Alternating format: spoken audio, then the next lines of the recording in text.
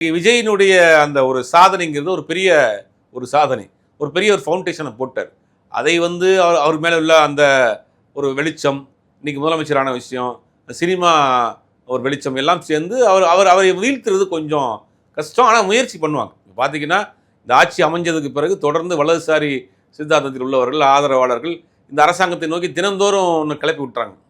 நேற்று கூட அந்த அமைச்சரவையில் இருக்கக்கூடிய ஒரு அமைச்சருடைய உறவினர்னு யாரோ ஒருத்தருடைய பேர் சொல்கிறாங்க.